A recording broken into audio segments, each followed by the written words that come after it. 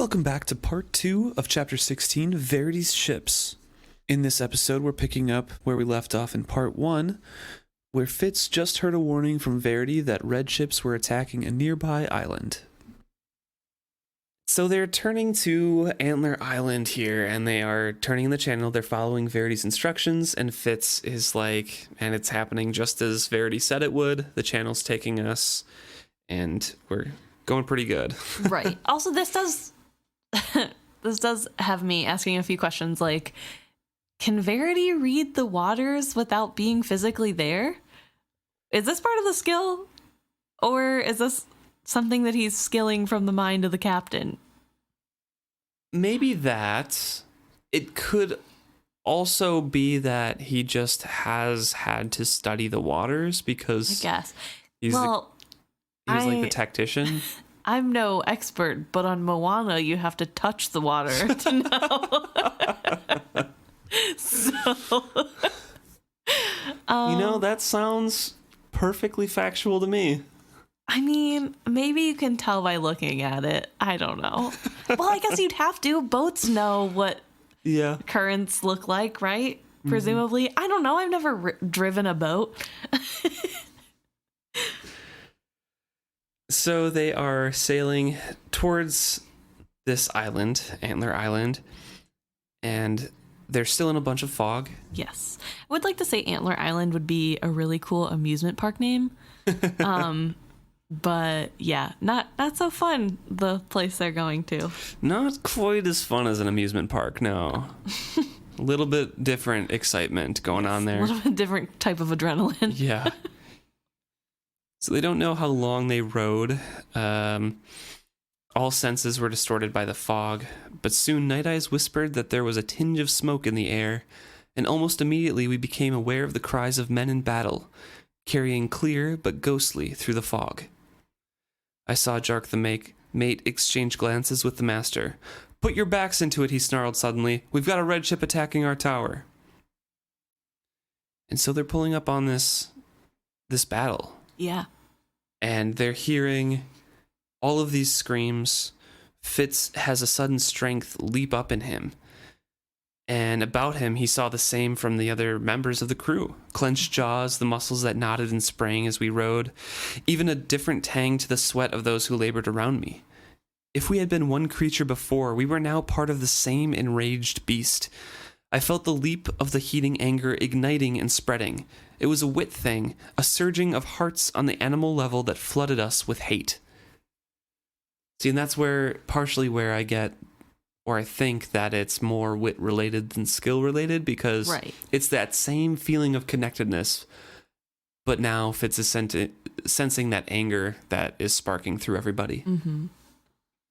Well, it's probably pretty rare that he's around a large group of people that are content. Mm-hmm. So before it'd be harder to place as something that he's feeling with the wit. They get on shore. Justin stays with the boat, but everyone else grabs weapons because he is skilling towards Serene, saying what's happening, because he thinks that he needs to skill Serene, and then Serene needs to tell Verity for them to know. So that Verity can be aware. Yes.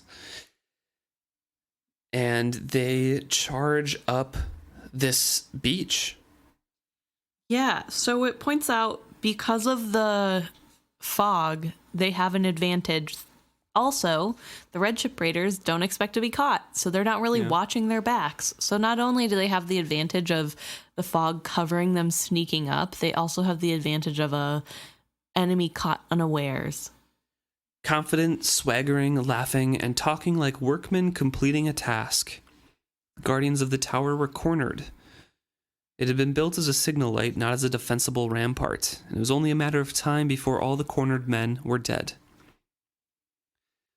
Fitz gives a cry between a whoop and a howl. Terrible fear and vengeful joy merged into one sound. The emotions of those who ran beside me found vent in me and spurred me on. The attackers turned to see us as we closed with them. We caught the raiders between us. Our ship's crew outnumbered them, and at the sight of us, the beleaguered defenders of the tower took heart and poured forth themselves. Scattered bodies about the tower gate attested to several efforts before this one. And so they're trying to catch them in between the jaws of the tower and the defenders running up to attack the raiders. Yes. And this whole feeling is just driving Fitz onward. This whole anger, this whole need to lead. If I thought I had been one with the crew before, I was now engulfed in them. Emotions battered and thrust me forward. I will never know how much or which feelings were my own. They overwhelmed me, and Fitz's chivalry was lost in them. I became the emotions of the crew. Axe raised, roaring, I led the way. I had no desire for the position I had seized. Instead, I was thrust forward by the crew's extreme desire for someone to follow. I suddenly wanted to kill as many raiders as I could, as fast as I could. This is such an interesting thing. And it makes me wonder if Fitz can put walls up at all for the wit. Because he loses himself, the sense of himself completely. He is so caught up. And to be fair, there is a lot of very strong emotions right now. It isn't a normal walk in the singular park. emotion, pretty much. Yeah, a lot of similar angry emotions bubbling around. And I'm sure both sides are feeling anger and a will to fight. So it's just, it makes me wonder how much control Fitz. We know Fitz has walls put up, but it seems as though those walls don't. They're mostly skill walls, I think, because the wit walls, we learn with Black Rolf when he goes to train with him a little bit and learn more about the wit that he doesn't really have any. Yeah. Because he describes separating himself from Night Eyes so much that they can barely hear one another. And then Black Rolf is still like, that's not enough walls in between you two. Like, your bond is way too close. And it's just Fitz how he's always been. Which is interesting because Fitz himself isn't necessarily a very open person in a talking way. Emotionally, he's more open than I think people realize. But I wonder if because of how open he is with his emotions and how much he can feel of others, that really stunts the growth needed to realize how important talking things out is. He just knows the feelings of people, so why would he need to talk anything out? I don't know, it's just... And he probably wouldn't want to talk things out because he would feel the reactions from the other people, and that's... Right, and if they would be too uncomfortable. Right. Yeah. And it would be annoying if you could feel someone misunderstanding what you say and exactly how they're taking it. I'd be annoyed all the time. Like, that's not at all what I meant. Yeah, so I just thought it was interesting to point out that he's lost all sense of himself because there seems to be no barrier between him and emotions. Other people's, not his own. Yeah, and he kind of goes into how he loses his mind in this fight, that he had heard of berserkers before, that they were animalistic brutes powered by bloodlust, insensitive to the damage they wrought. But he posits that perhaps instead they were oversensitized, unable to defend their own minds from the emotions that rushed in to drive them, unable to heed the pain signals of their own body. He doesn't really know. And he doesn't really remember much of the fight. He just has heard stories of himself, even a song. And I think Starling is the one who writes that. Yeah, I think that's her claim to fame. I do not recall that I frothed and roared as I fought, but neither do I recall that I did not. Somewhere within me were both Verity and Night Eyes, but they too were drowned in the passions of those around me. I know I killed the first raider that went down before our mad rush. I also know that I finished the last man standing in a battle we fought axe to axe.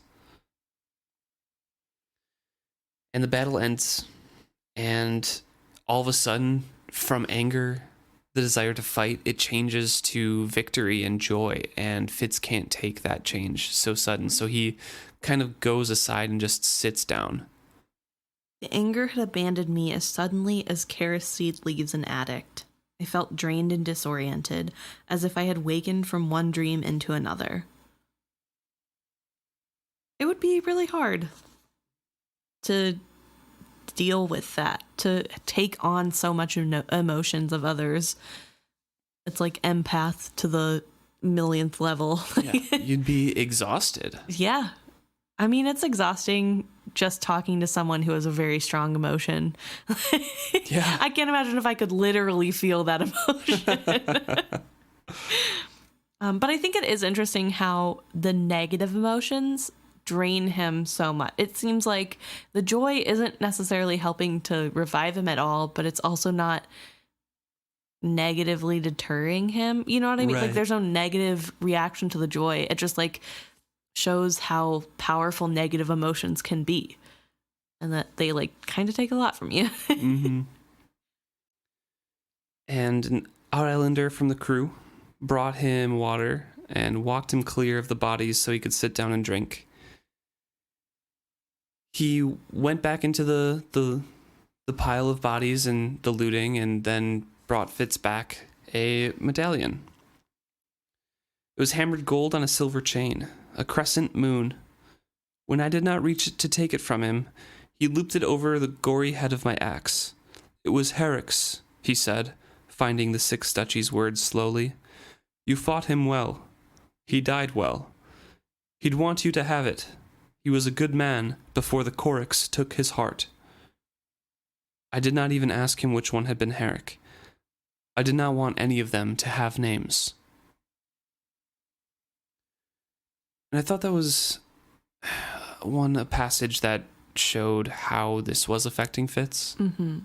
And how deeply, and we see later on in a couple pages that this is not a good experience for Fitz at all. No.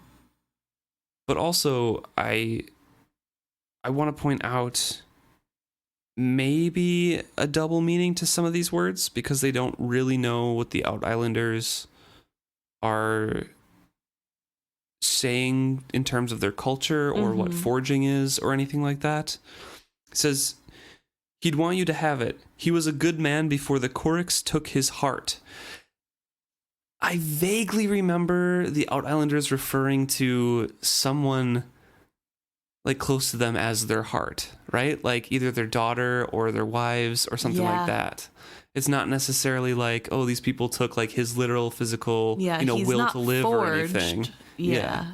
They and we know that the red ships, or at least Kebel Rawbread and the Pale Woman, kidnapped women from the mother houses and held them hostage and said, we will forge these people unless you fight for us, kind of thing. Right. And if you betray us, we will forge them. And that's why they all died. And because forging is literally the worst thing that they could do, and ruining the mother houses ruins their whole clan. Yeah, because the mother houses are important. That's like the biggest part of their culture. So yeah, that is a really good catch. So it's just a misunderstanding of what they really mean. Because the first time reading, even the second time reading this, I didn't really catch that at all. Yeah. But this time through, I was actually looking for things, and I'm like, oh, I seem to recall that phrase somewhere. It could be from a different book. I could be misremembering it, but it could be something that I think maybe the Narcheska uses it. Possibly. I could be wrong, but or Peter, her uncle. Yes. I don't know. I just don't remember. We'll have to wait 6 books to get there. 7 books, technically. So Fitz takes some time and finally is starting to feel alive again, he says. So the shock isn't as long this time as it was with the Forged One encounter in the woods. And they are cleaning up a bit. Do you think this shock comes from him seeing the aftermath of the killing? Because before the Forged One attack in the prior chapters, he mostly just poisons people. He had killed a few hand to hand. The ones with Night Eyes and the ones when he was alone on the road. Right. During the skill thing. But they were very few, and not like those also seemed to leave him shaken a little bit. But right. I wonder if part of this is just how many bodies there are. I mean, that would affect anybody. Right. No, I'm not saying it wouldn't. I think it's a combination of a lot of things. One, the wit, emotion of everything happening, of feeling that many people die. Yeah. To, knowing you contributed to that and the mental toll it must take on you to be a part of something like that. And also just being a young kid, and that's the first time you see and kill men, not forged ones. Yeah. But men. Not enemies of the state that were... Yeah. I mean, I guess they are enemies of the state. They are but actually enemies of the state. Right. But not like in a sophisticated way. Yeah. This isn't like... This isn't a king's justice poisoning. This is a thing that had to be done. You are taking it upon yourself to kill all these people. And they are thinking, feeling men, and you can feel their life in front of you with your senses and with your magic. And now you've heard that one guy you killed, he's a real guy, and he had feelings and a life and was actually a pretty decent person once upon a time. Yeah. Which is sad. Also, thinking about the Out-Islanders who are joining these raids, like that's their families. Another bundle of emotion. Friends, at least. Yeah. They've probably, drank and partied together and maybe raided together and maybe fought one another once in a while, but still, like, they're friends. They know each other. Yeah. Yeah. This war is just so messy in so many ways. They clean up a bit, and they are kind of finishing piling the bodies together, and they see a big group of fishing boats with more people coming, ready to fight, and being kind of disappointed that they weren't able to join in time for the fight, because Verity immediately sent more people. But they are excited to find that there is a red ship boat for them to take back home. There is a fully operational raider boat. Yeah. Which is needed. Yeah, definitely. Considering they only have 4 boats. Yes. Now they have 5. Now they have 5. And when Rurisk sails back into port, Verity already has another double crew ready to sail back out to Antler Island to sail there, man the crew, man the new boat, and sail that back as well. And, carry the dead and get all the wounded and everything like that, and pretty much fix everything up. So everything is organized and they get back into port. And it's a celebratory kind of feeling. I'm sure this is... I don't blame literally anybody for celebrating. It's a horrible thing that we see through Fitz's eyes because that's our lens. That's our perspective for the world. But for the rest of the town, this is the first victory that they've ever had against these raiders. Yeah. They were actually able to kill some of these raiders. They did what they signed up for. They captured one of the boats. This is the end of the war in sight. Verity is fulfilling his promises. Yeah, it gives everybody hope momentarily. And all the innkeepers want to give all the soldiers ale. Yeah, exactly. Which Fitz takes very excitedly, I guess. Not excitedly, but... I wouldn't say excitedly, but he drinks a lot, probably because of how he's feeling. Yeah. And learned behavior, from Rurisk. But also, like, right before this, he realizes that he can't sense Verity anymore. Yeah. And he just drowns his whole feelings away because he's not connected to his king anymore. He's not summoned because the coterie members are summoned. Right. So he just gladly joins his crew and goes off. Yeah.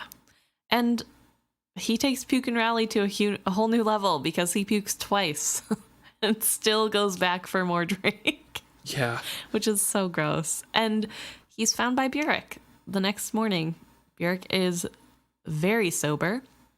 Well, before this, Night Eyes, in the back of his mind, was frantic. Poison, that water is poisoned. I couldn't frame a thought to reassure him, which is really sad. Yeah. Because he's just like a 1.5-year-old pup. Yeah, what it's a like, hey, pup. My pack brother is dying from something he's doing to himself. Like, don't do this. Don't drink. That water's making you throw up. Stop. Don't be so dumb. Yeah. Come on, Fitz. Yeah, but Björk finds him, stonily sober, and his eyes were anxious. In the street outside the tavern, he stopped by a dying torch in a street sconce. "There's still blood on your face," he told me, and stood me up straight.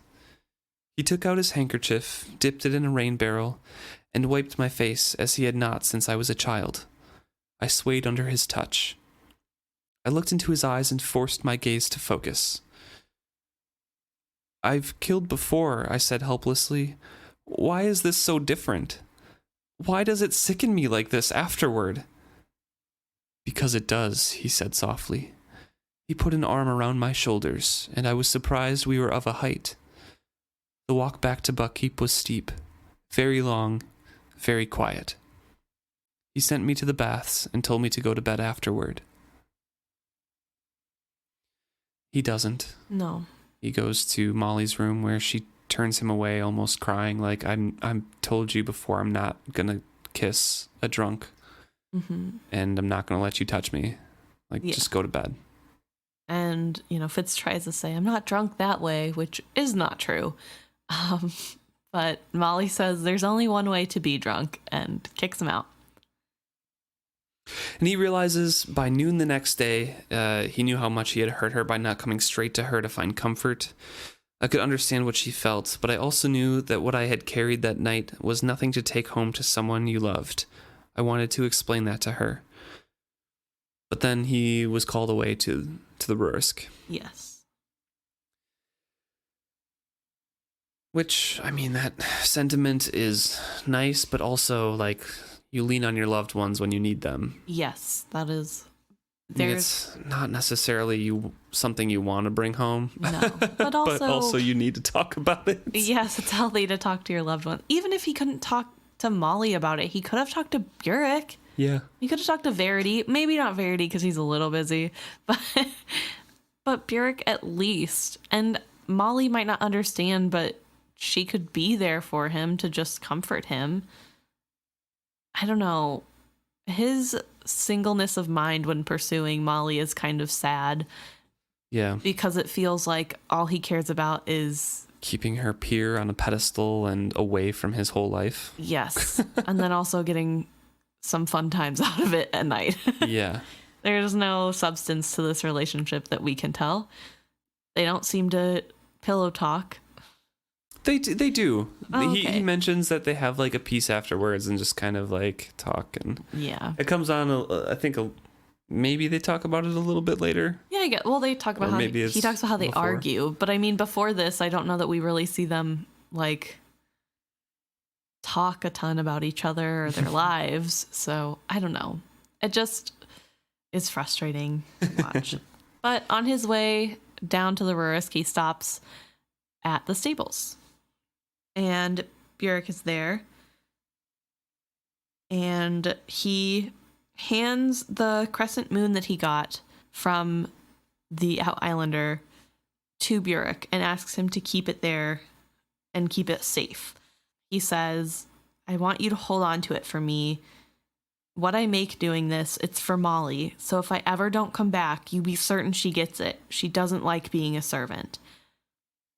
Which is nice of him to think about, that he's getting some monetary value from this, and he might as well set it aside for Molly. But he probably could have left it with Molly. Right. I don't know. I don't think she would have taken it. No, but not even for safekeeping. I don't think she would have taken it. Do you think she would have taken it after his death? Probably not, but maybe. I don't know. Depending on how it was phrased. Good luck, Björk. Yeah, Björk's not going to be the one to phrase that correctly. No. No. So Björk takes his time to say, "What would your father say to me?" And Fitz, in no mood to play that game, says, "I don't know. I told him bluntly, I never knew him. Only you." Fitz chivalry? I turned back to him. Björk met my eye as he spoke. "I don't know what he'd say to me, but I know I can say this for him to you. I'm proud of you. It's not the kind of work a man does that he says he can be proud or not. It's how he does it. Be proud of yourself. I will try, I told him quietly, and I went back to my ship. This part makes me cry because Verity is the I'm proud of you. It's just so sweet. And what Fitz needed more of throughout his life. Yeah. But also telling that Verity has to use the guise of chivalry to say something caring to Fitz that isn't like, have better hygiene and girls are watching you when you don't think they are. But it is nice to still see that relationship and see him say, I'm proud of you to Fitz. It just shows the consistency of Byrric's character throughout all of her writing as well, because we've spoken before on how Byrric doesn't feel like he can be a father figure to Fitz because his self-esteem is not in that position to accept that responsibility, really. He'll do it because he was ordered to, and his like favorite person said, yeah, take care of my son for me. And that's all of his focus. He can't step above and like, actually, I did okay, and he is like my son. This is chivalry's son, could never be mine because I'm just a stable master kind of thing. Yeah. And it just shows a very sad consistency to his character, but it is a beautiful scene because he does, even though he couches it with, I'll speak for your father, but I'm proud of you. Yeah. Not he would be proud of you. Yeah. I am proud of you. Doesn't do much for Fitz right now, but it is a nice sentiment. Fitz goes into the next encounters that they've had with Red Ship Raiders. So that was the cleanest battle that they've ever had. And the next one, they encountered them on the open sea and had more of a skirmish where they ultimately took the ship, but since they didn't catch them unaware, they lost more men than the Red Ship Raiders lost, and the Red Ship Raiders were able to set fire to the ship before they could capture it fully. Yeah. And so it was a victory, but not complete, and that was the last victory that the Rurisk ever had. Right. No, there's one other. Oh, no, yeah, you're right. That was the last clear victory. Yeah. There's one other story, I guess. Yeah, there's one other story, Sorry, but this was the last, Yeah. victory that they had. Which is sad, because I'm pretty sure this is supposed to span through all of summer. Yeah. So... he does say that the other ships had some other victories. Yes. Sunk some ships. I think captured one of them, but the Rurisk only had the 2 encounters that were victories, and then one other encounter as well. But after that capturing of the second ship that was partially burned, he goes out hunting with Night Eyes, and he's, of course, in a funk like Fitz is wont to do, like a sine wave, just up and down repeatedly, and says to Night Eyes, like, you can leave if you want to, basically. Like, you don't, you can go. And of course it hurts Night Eyes' feelings. Yes. And it leaves Fitz wondering if these ties are worth it, to which Night Eyes assures him they are. Yes. So because it takes him like another hour to explain, like, no, this is not what I meant. Like, I just, for your best interest, if you want, you can go, because I'm stuck doing this stuff. Yeah. Which Night Eyes would love to take Fitz with him away. Yeah. Because he tried to persuade him to run away again. Yeah. I don't know. It was, they say, like I mentioned before, that was the last clear victory for the Rurisk. It was far from the last battle of the summer. And Fitz is just contemplating the thought of, like, every day is a day I might have to kill someone, just to ignore the thought of today is the day I might die when they're out on the water. Yeah. And it's just kind of a back and forth there. And he says that even through all this, they still don't even know how many red ships are out there. And it doesn't matter. they have no way to tell. Yeah. They're all painted the same. Right. They were successful in that where the ship patrolled, there was less raids, but also it was still frustrating because there were successful raids in other places, and they would get into a town no more than an hour after the ships had left, and all they could do was help stack bodies or put out fires.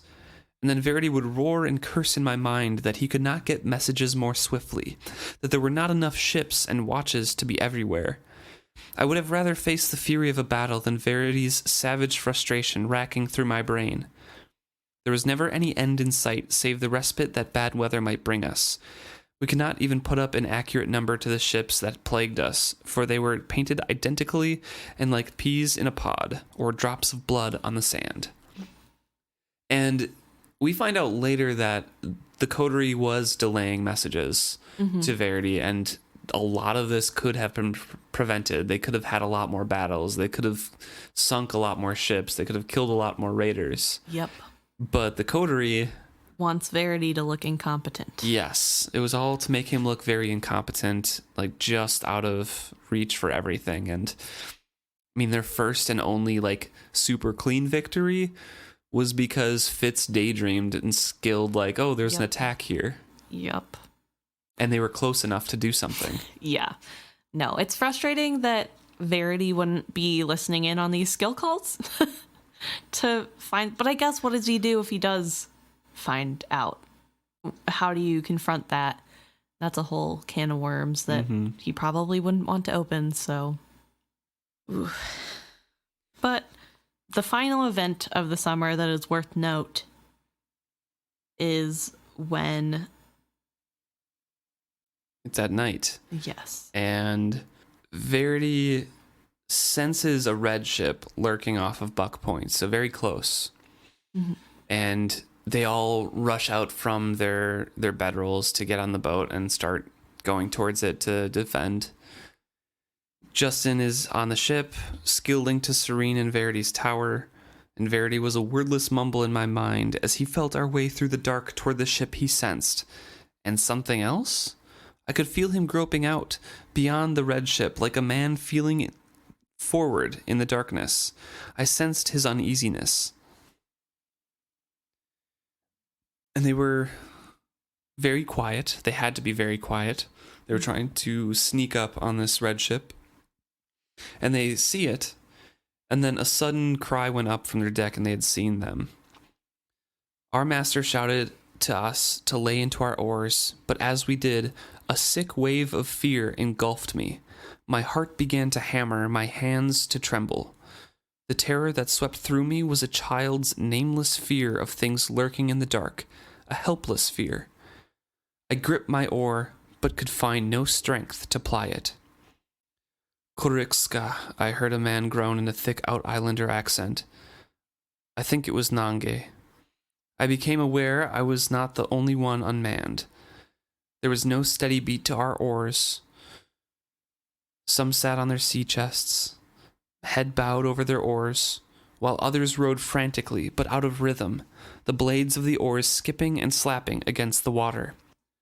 We skittered on the surface like a crippled skater bug, while the red ship forged purposely towards us.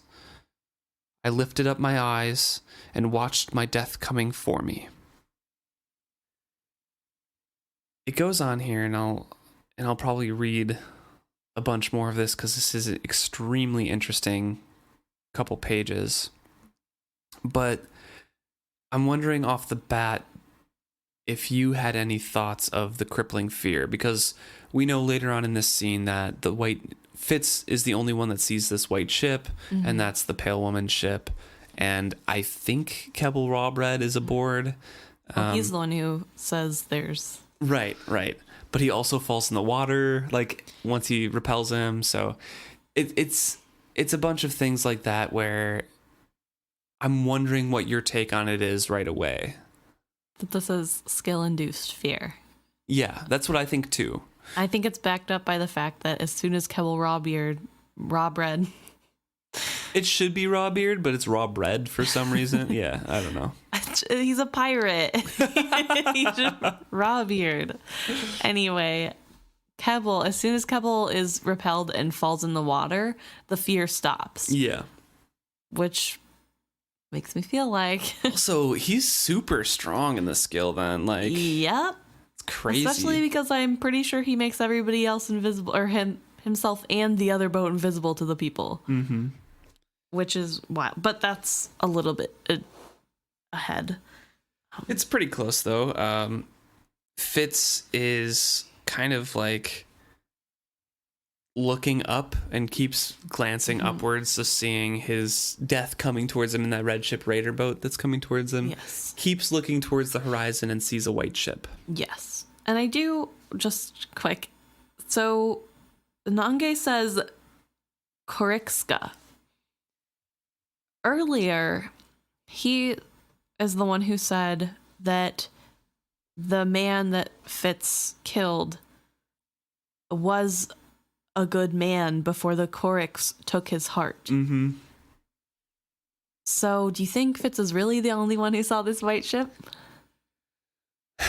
I don't think so, unless he knows from the stories the feeling, and he's like associating that with the red ship itself. Interesting. White ship. The red raider ship that's coming towards them. Like if Nange is like, oh, I've heard stories of like this feeling of fear, and there's a red ship raider. This is like the main ship. They've been fighting all summer. And the red ship... Not with the feeling of fear. That's what I'm saying. Like, he associates the two together and like, oh, this is like the head. This is the thing that people have been warning me about. This is what makes me scared about it.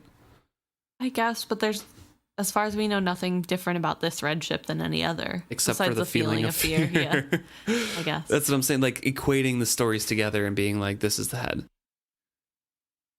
Is Korik the name of the tribe? I would guess so. Yes.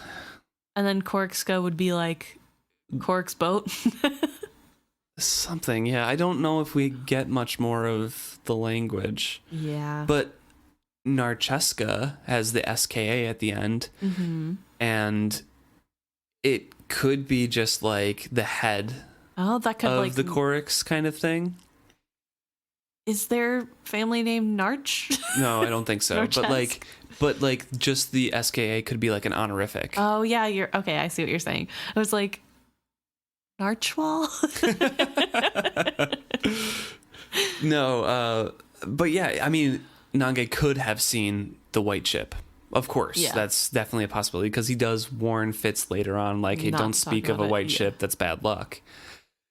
But I don't know if that it's bad luck is a superstition of like there's a boogeyman white ship that kills everyone who's seen it, kind of like the Black Pearl, and then Captain Jack Sparrow's like, you know, if they kill everyone, if there's no survivors, how do you hear the stories, kind of thing. Or if it's just he sees the red ship and he feels that fear and he's like, this is what I've been warned about. So I mean, it could be either one. And honestly, it doesn't really matter. I suppose not.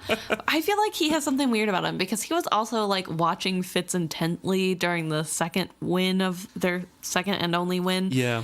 But that's because Fitz was at the oar the whole time, because he was ordered to stay at the oar. Yes. And he was trying to fight off the berserker thing. Right. But I'm just saying, I feel like there's something weird about Nange, and he might like have some sort of senses of his own. Maybe. He could be like more open to the skill than other people.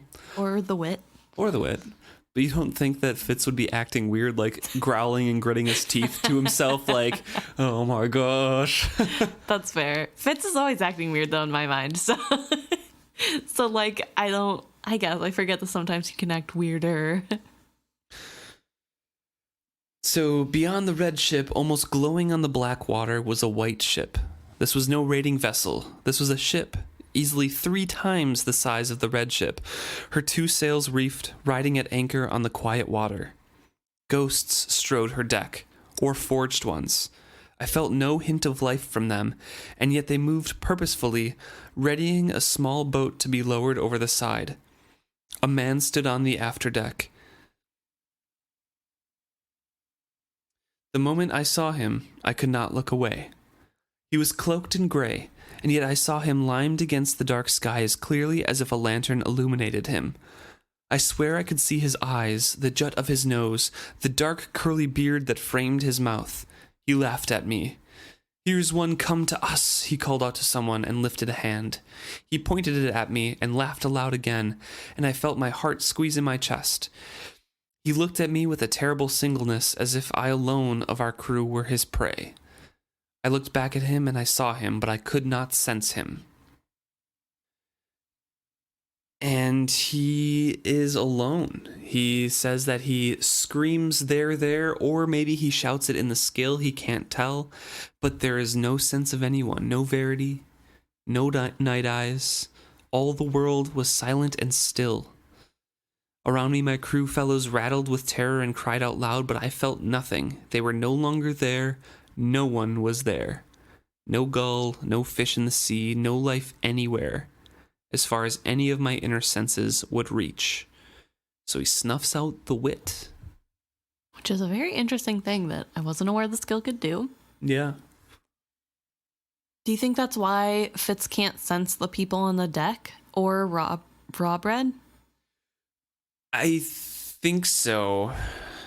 But also, aren't all of the servants later on in Eslevjal partially forged? I think they like perfected the most of the stuff is out, but like they obey the Pale Woman still because all the guards are. Yeah, that seems right. I'm not 100% sure. So like I think he like detects a very faint flickering of life or something in them, but it's not anything he could detect from a long ways away. Right. So it could be just a complete quelling of his wit ability, or it could just be them being partially forged and him not being able to detect anything. But is Kebel partially forged? I know she forges or starts to forge him at the end. I don't know if she continues to forge him. Like starts like from the beginning. Well, because Fitz can't see him from this far away. Right. So. Yeah, I'm not sure. Me either. Fitz repels at it in a reflex that he did not know he had. He used the wit to push away from it as hard as he could. Physically, he was the one that flew backward, landing in the bilge atop the thwarts, tangled in the feet of the other oarsmen. I saw the figure on the ship stumble, sag, and then tumble over the side. The splash was not large, but there was only one. If he rose to the surface at all, I did not see it. Nor was there time to look for him, because the red ship hit us amidships, shattering our oars, sending oarsmen flying. The out-islanders were shouting with their confidence, mocking us with their laughter as they leaped from their ship to ours. I scrabbled to my feet and lunged to my bench, reaching for my axe. Around me the others were making the same sort of recovery. We were not battle-ready, but neither were we paralyzed by fear anymore. Steel met our borders, and battle was joined. So he repels Kebel Rawbread. Kebel feels that reverberation, or at least like a shattering of some sort of link, and collapses off the side of the ship. And it releases everybody on his ship, on Fitz's ship, to grab their weapons and start to fight. Yeah. And it's interesting. We know that the repel thing can happen across distance, and it's not like he doesn't have to physically touch someone to repel them, because this has happened before, and like with certain animals and Burek. Usually he's closer. Yes, he's not as far away as I presume this ship is from Fitz, but it's just incredible how far the reach went, and maybe it's because he's super powerful now, and also in times of great need. Yeah, it also could be because of the skill link was directly blanketing his mind, and Kebel Rawbread was like specifically targeting him and linked to him, so it like made it, I don't know.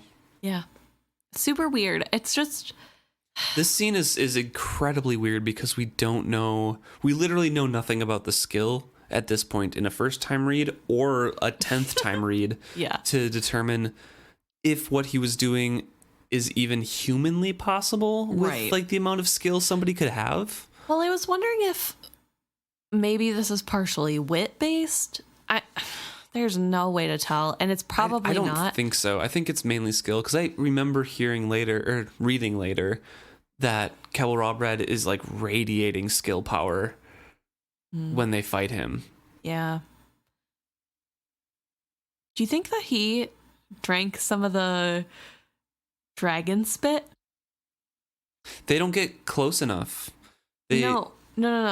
You know how later in the books, the one boy, the white boy who keeps calling B his brother. Vindelier? Yes. Or Vindelier or something? Yes. He has the ability, the white's ability, because he drinks the like slime from the cave of the trapped. Oh, the serpents? Yes, the serpent slime or whatever. Maybe the pale woman brought some? Yes, because it would enhance his abilities to do stuff? Oh, that's interesting. That could definitely be possible, actually. Because if he's like radiating skill, and the Out Islanders aren't necessarily known for great skill abilities that we know of. Yeah. Maybe his own was enhanced by. I like that. Yeah. I don't know. I don't know why that came to my mind right now, but.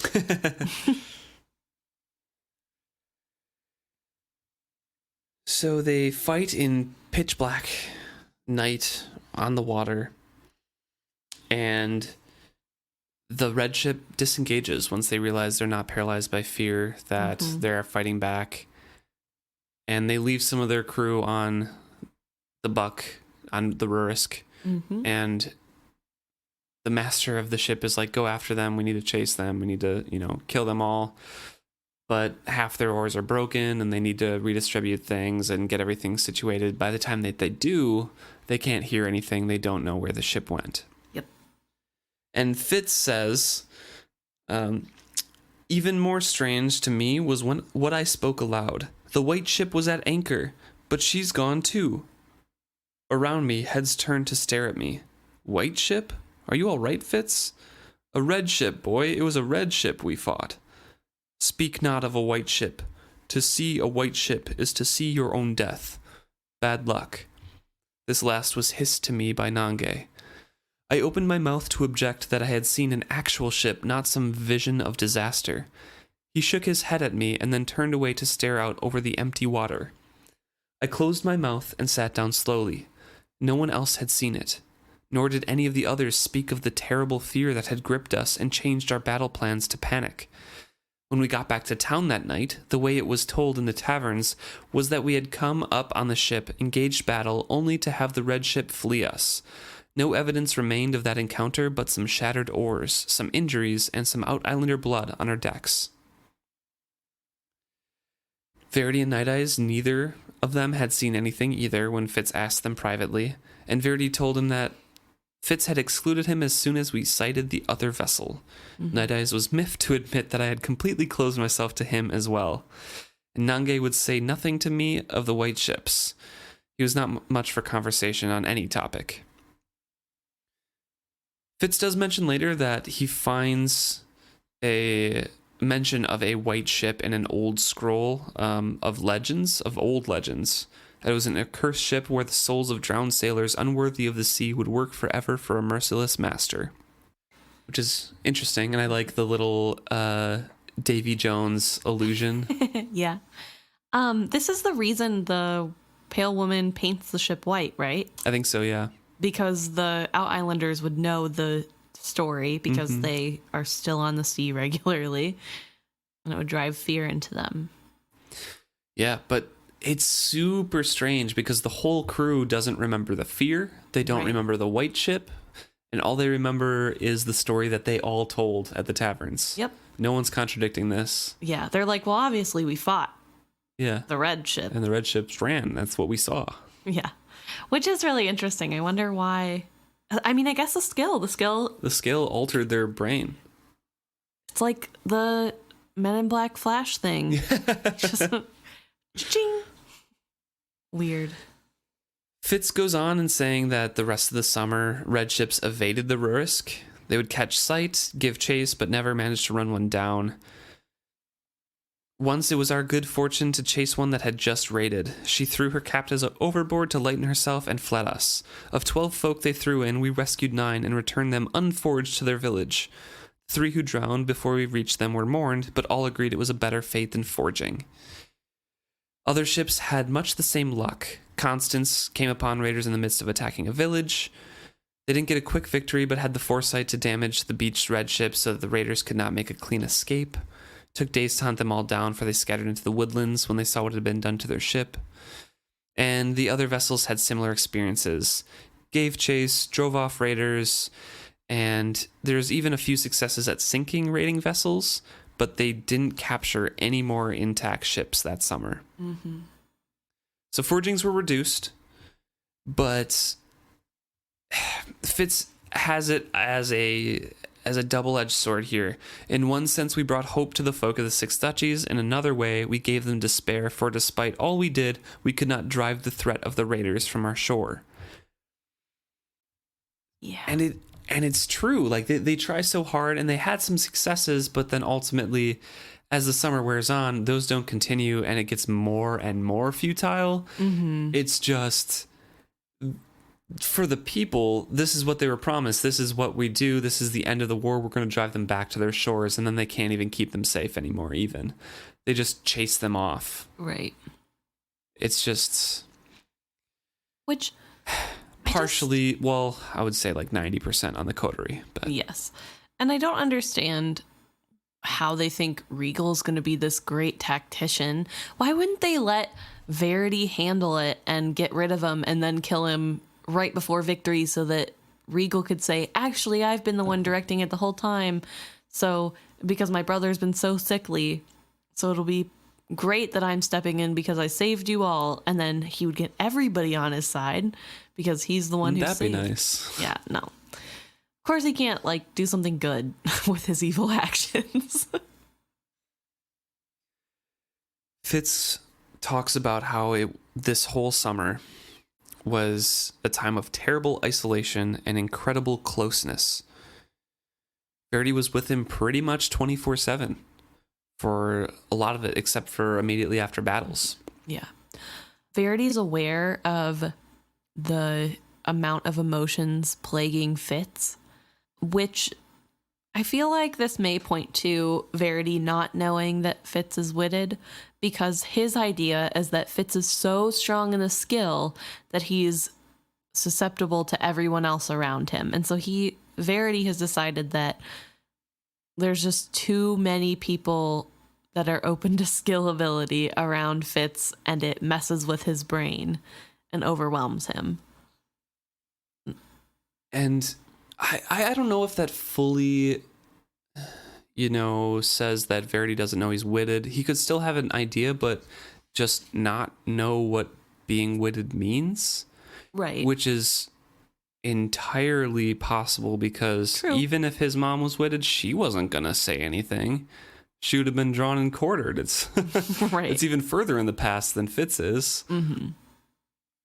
That's fair. And it's usually around animal senses, or like talked about in a sense of becoming an animal. Yes, basically. Not like humans are affected by the wit. Right. It's not, all living beings are connected. It's, you will turn into a beast.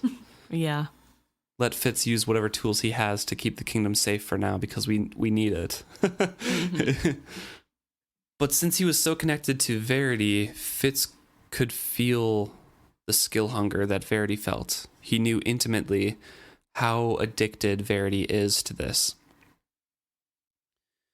And he relates a little story the second time in this chapter that he mentions Carrie.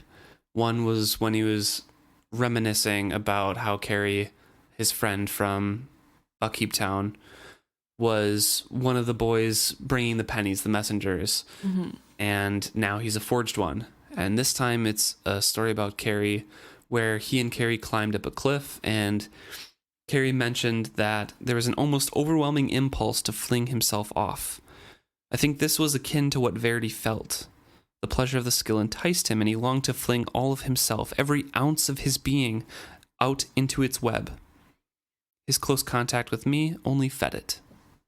Yeah. And this is a real thing that happens to some people. It's like your brain's coping mechanism. Whenever you're on a tall building looking down, your brain can't handle the like sensation of danger. And so it thinks the easiest way to get you out of danger is to just throw yourself off the building, which is like a really weird psychological thing that your brain can do. Not everyone has this, but some people do.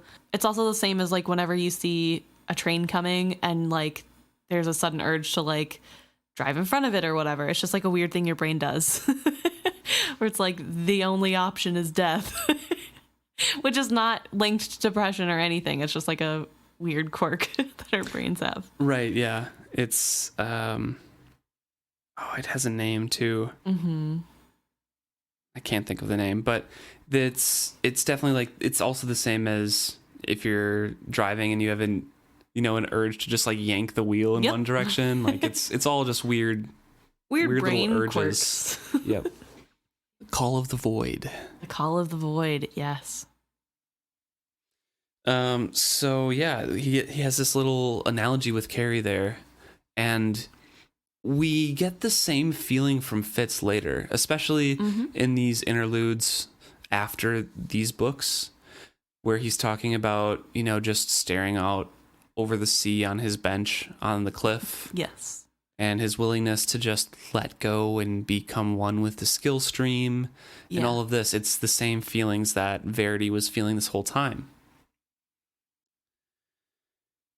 And he says that he witnesses how Verity is wasting away too, because he has no appetites because he's skilling so much. Again, it's the summer.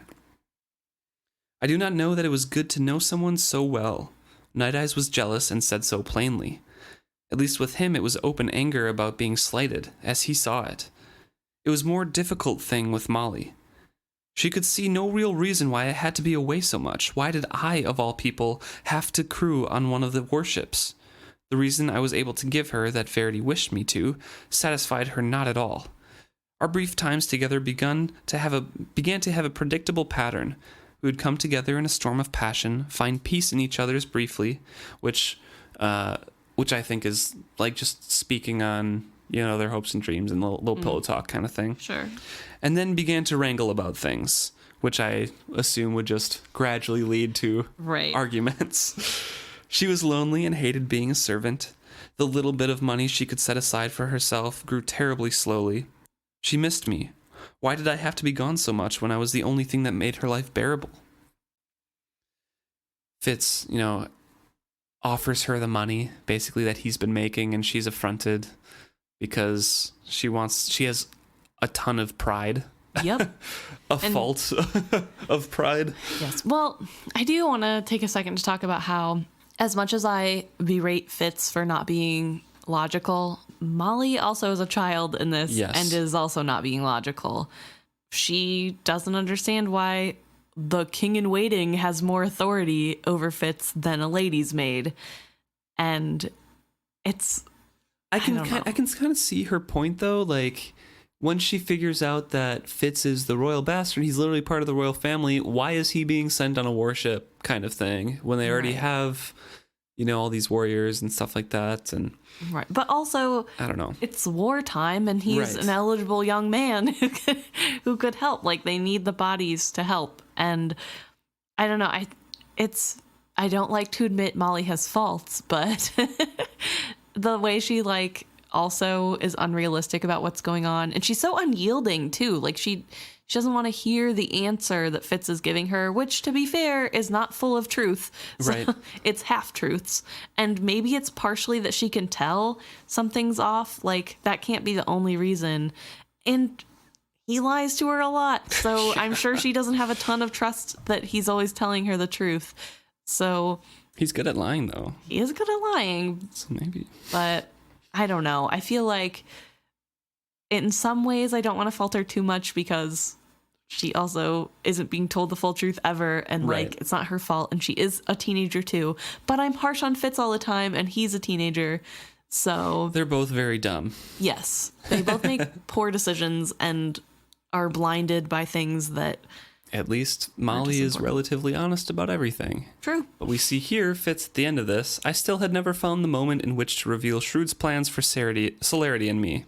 Yep. We were apart so much, we lost the threads of one another's day-to-day lives.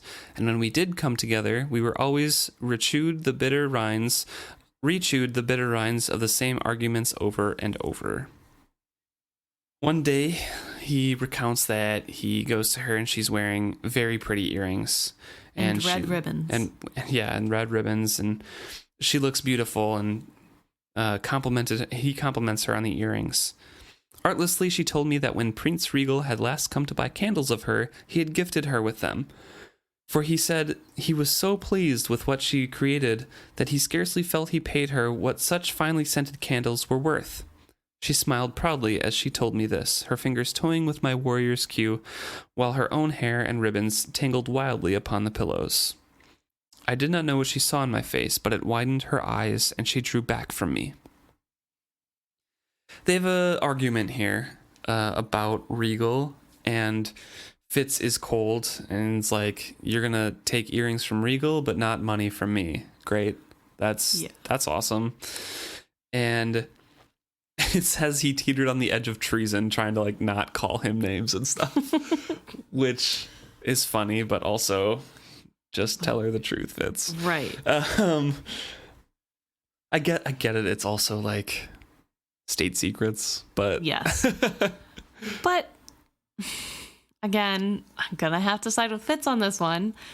Fitz has tried to tell Molly that Regal isn't what he seems. He is dangerous and is cunning and will use her to get to Fitz, and has told her as like that much. He hasn't told her everything, and maybe that would make it more clear as to why she should stay away from Regal.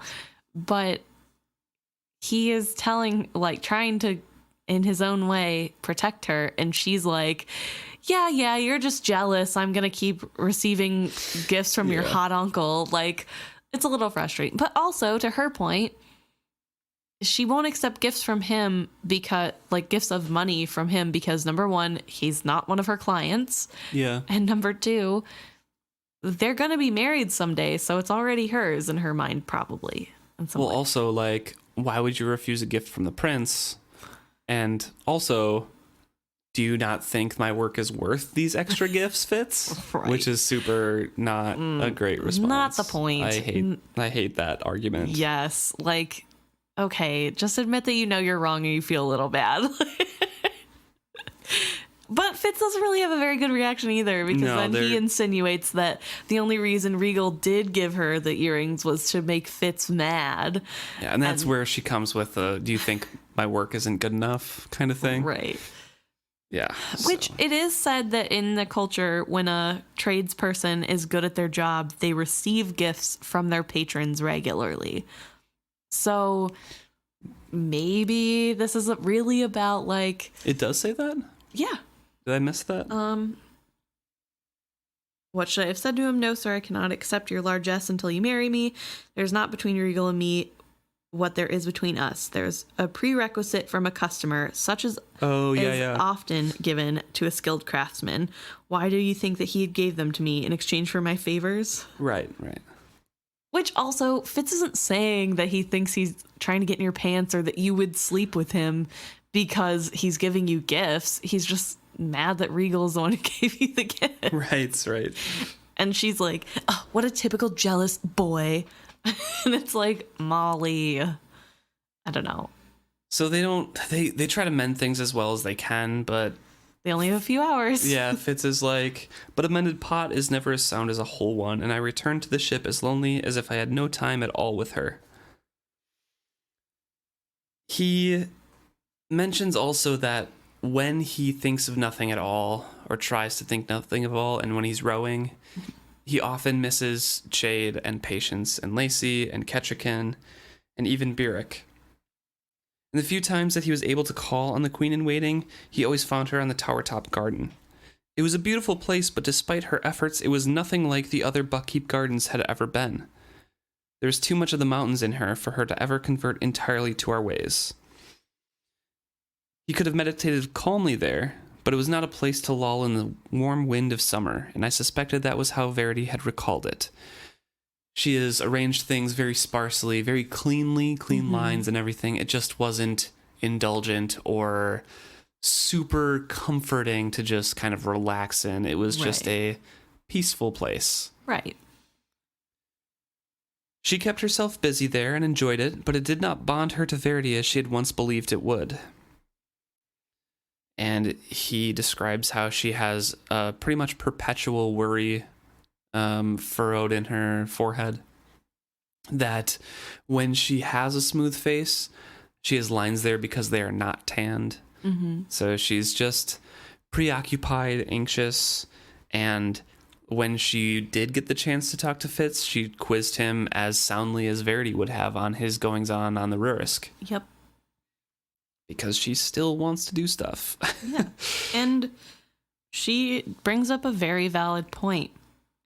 There has to be a final solution. No one can go on like this. There must be a way to make an end of this. Autumn storms come soon, my lady queen. Already frost has touched some of your vines. Storms are never far behind the first chilling, and with them comes peace for us. Peace? Ha! She snorted in disbelief. Is it peace to lie awake and wonder who will die next? Where will they be next year? That is not peace. That is a torture.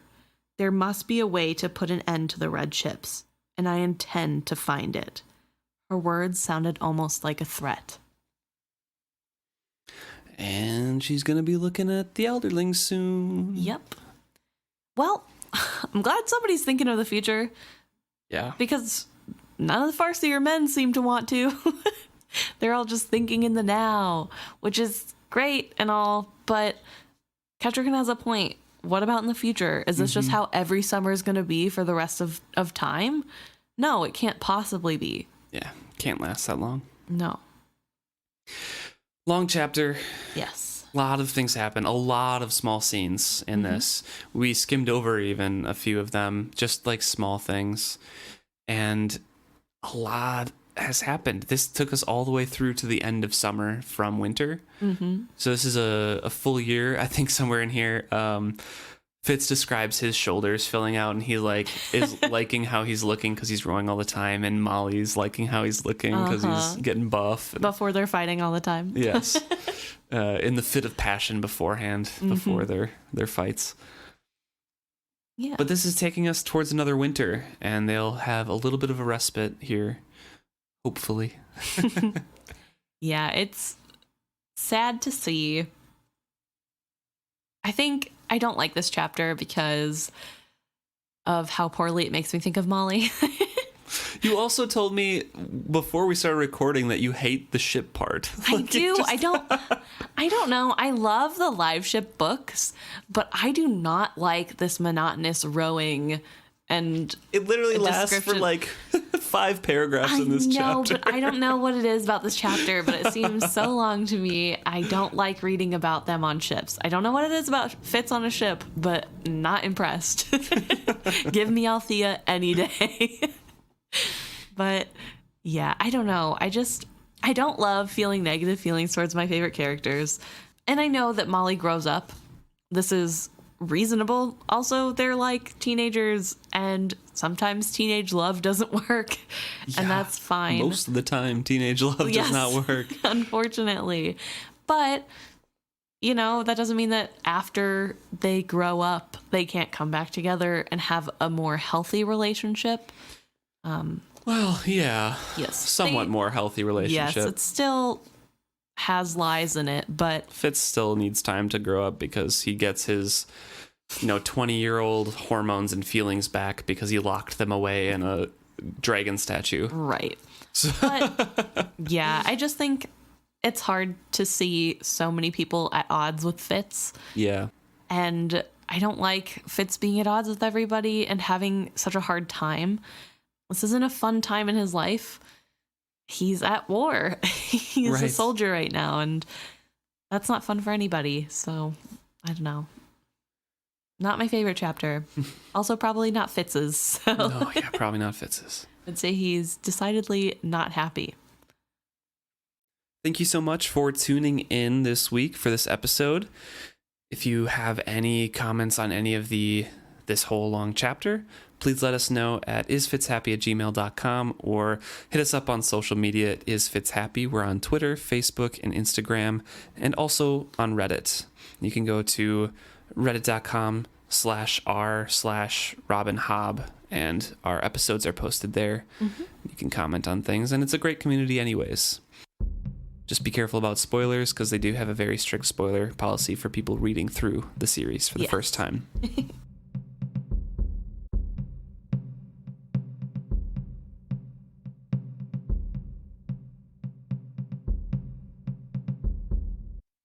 Okay, so we got quite a few shout-outs this week. Makes sense, long chapter, lots of shout-outs. Yeah. Seems to happen that way most of the time, which is kind of funny. So this week we're going to start with some Instagram shout-outs. Thank you to Candy Lane.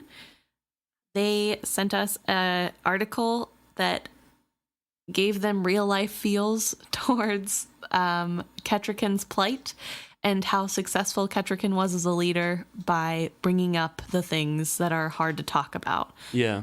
So we want to thank you for that. We appreciated it. Also like reading articles about real life that parallel a book.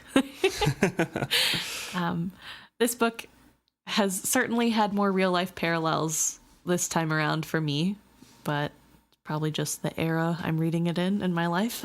True. Changes every time you reread it. Yes.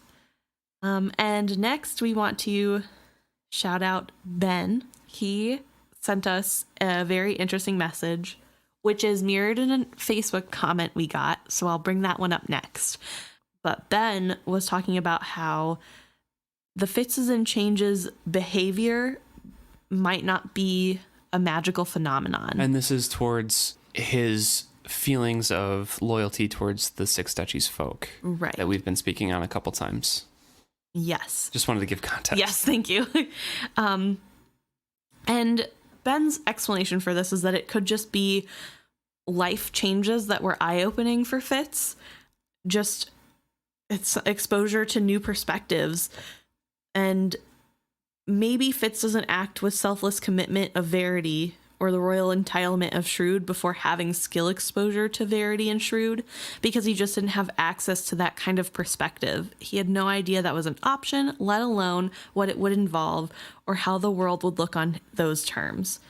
So perhaps seeing how his uncle moves through the world and understands it gives him access to new perspective, which is a really interesting thought. Yeah, because it's not necessarily a magic influence that is shifting how Fitz reacts to the world. It could literally just be an eye-opening experience for a young boy, and it gives him a different way to look at it and a different way to react to his stimuli around him.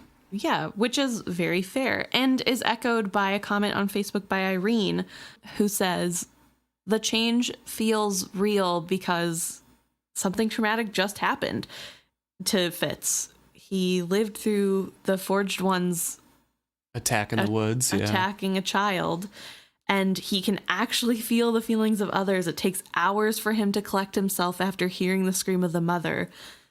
So they always assumed that it was a little tour with Verity plus firsthand experience of what common folk must endure that brought him to change his mind. But in my opinion, it's all strictly related to his wit and skill that allow him to have the connection with other life forms. And can only imagine what that could mean for your personal emotional stability. Also, he's a teenager, and I think he's allowed to change his opinion every 2 minutes, like all the teenagers do, which is also a very valid point. Yes, it is. You know, when you're a teenager, you're just finding yourself. So, and he's finding himself in the middle of a war. He is a teenager that is growing up with a lot of scary stuff happening. So it is technically not that magical for him to go 1 second from thinking only of his love to the next excited to go to war for his people. Right. I do sometimes get carried away, I think, with looking for magical explanations for things that are a little normal. But sometimes it's more fun that way, you know? But this is one instance where the people have spoken There may be a more normal explanation, and it might just be that Fitz is a teenager and he's just learning more experiences. Yeah, definitely. Also on Facebook, we have a message from Ellen, and this is about chapter 19 when Fitz goes to the Fool's Room. Yeah, this is the first book. Yeah, first book. Chapter 19. Sorry. But they point out that the Fool is always marked as the scentless one, and Fitz, on a hot, stuffy, sweaty day, goes up to his room. I would not at all be surprised if the Fool could smell that somebody had been there and probably remembers and recognizes Fitz's smell. Gross. Which I did not even think about the fact that this is no deodorant wearing time period. So yeah, that makes a lot of sense, actually. Sense. Oh my gosh. It's a pretty good one. Pardon my pun. But no, I thought that was a really funny addition that probably just Fitz smells really bad like teenage boys do. He climbed up a tower all that way. In the middle of sweaty. summer. Yeah. And also, who else would go up there? So, like, if it smells True. like Stinky Boy and nothing is out of place. Right. But that was a very funny, thank you, Ellen. That made me laugh. And finally, for Facebook, we have Carrie's comment, which is kind of talking about the potential of Verity skilling into Fitz different emotions. This is for episode 41. About Winterfest. About yes. Winterfest, yeah. And how Fitz doesn't realize that Verity is still riding in his mind. He only realizes it because Verity wasn't trying to hide it anymore. So Carrie's saying that Galen's coterie would be way sneakier and could potentially use Fitz's relative clueness to spy on him and skill suggest when they could. Carrie had a theory that we talked about earlier, that potentially the coterie is skilling Fitz to act more erratically, which is why later this book he kind of makes all the wrong decisions. That potentially that's influence from the skill, and that this is their evidence that potentially they could do it and Fitz wouldn't even know, and us as the reader wouldn't know, because if Fitz doesn't know, we can't. Right. And so when Fitz is in Shrewd's room, Mm-hmm. and we were discussing, is Shrewd skilling here? What would he be doing? Because Fitz gets dizzy or whatever. Mm-hmm. She's saying that Shrewd was withdrawing at that moment, barely able to pull it together to make the exchange. I think if Fitz would have been more confident, he could have followed that link and found the skill coterie doing their thing to weaken Shrewd. But instead, we just get his surface sensation and response. Which is possible, but I always thought like the coterie members had to be kind of nearby to do that draining. I mean, Galen does. Yeah. I don't know. I don't know either. Because he's we don't weak know now. enough. We know he's weaker now, so. I'm going to say my litany. We don't know enough. I refrain. We don't know enough, and we are almost always unsure that we are right. Yes, exactly. But it's super interesting because the riding along with someone and looking out their eyes and spying on them is kind of what happens with the Fool later on when Mm-hmm. they're at the quarry or, walking around with Verity. The Fool gets Fitz to say stuff and then walks away because the coterie's directing what the Fool does, basically. Yeah. And that's the whole situation where the Fool betrays Fitz. Mm-hmm. So. Yeah, that's a good point. Mm-hmm. But Fool seems to be aware that they're doing that. Which, interesting that the Fool is affected at all, considering he is not technically human. So. You can still be touched by the skill, though. We learn that multiple times throughout the whole series. They're linked. They can skill heal, everything like that. Mm. I guess. It just feels odd. I don't know. I mean, dragons have the skill. You can affect. I don't know. You can affect sentient beings with it. Yeah, fair enough. And finally, we have an email from Krista. Thank you so much for emailing in. And they're speaking on how the relationship goes with Fitz and Shrewd. We're kind of talking about that briefly as well. And it was about, again, chapter 14 of this book of Royal Assassin, Winterfest, and that conversation that Fitz and Shrewd had. And I think Emma and I were just speaking on, like, what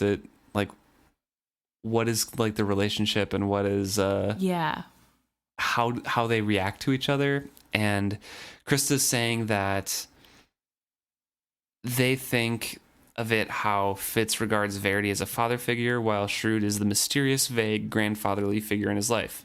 I only saw my grandfather a couple times a year, and he was cool to me, so he was a mysterious, vague figure in my life like that. I get the same vibes from Shrewd with Fitz.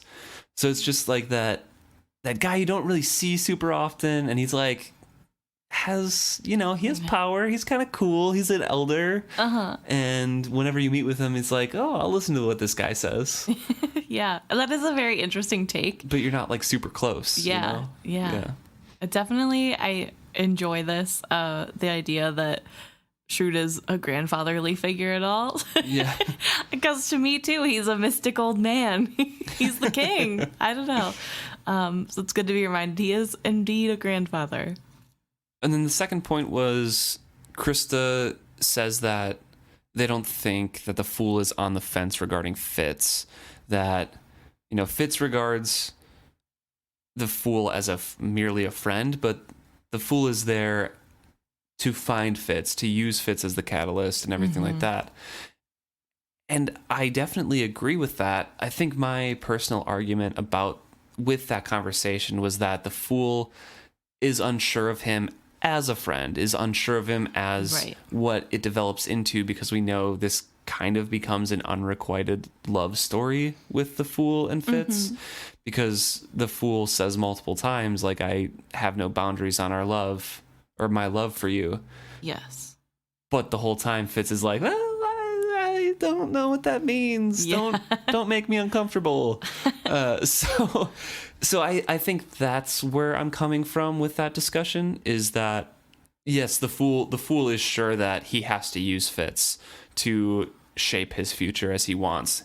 He's just unsure if they're going to have a good relationship, or if the Fool is going to have to just keep on this charade, if he is going to genuinely like Fitz in the future or not. Right. And I think he's on the verge. I think he does kind of like him, but he doesn't quite know where he stands. Right. Yeah. I don't think he's fully developed into that deep relationship yet. But I also, like Krista pointed out, that Fitz constantly overlooks how important the Fool is. So the Fool knows how important Fitz is to the story, but Fitz constantly is pushing aside Fool's importance by ignoring him or putting off what he says. And I thought that was a really interesting point of Fitz sees him as a friend, sure, but not as a very important one. Well, important in the sense that he's a friend, and Fitz doesn't have very many. Right. Fair enough. But I guess from, like, readers' terms, he's not important to the plot, according to Fitz.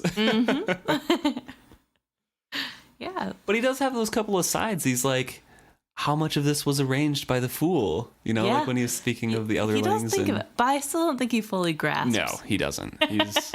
Does Fitz ever truly grasp how important the Fool is? He has a couple epiphanies, but that's about it. And then, like, 2 chapters later, he's like, never mind.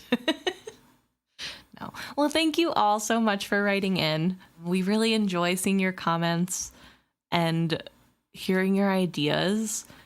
It's a ton of fun just to think of all the different possibilities. It's fun when people disagree with us. I don't know. I may seem very quick to jump on any bandwagon that comes my way, but I do still want to believe in the magical aspects of this book. But I do find value in other people's reading of this work, and I enjoy hearing the perspectives that I myself can't get reading it alone. Right, yeah. And I think that's been my favorite part of making this podcast, is getting to hear other people's interpretations, or just having you guys be like, oh, I've never thought of it that way. So it's fun to open up interpretations to others. And and I've really enjoyed our little community to do so. Yeah, thanks so much.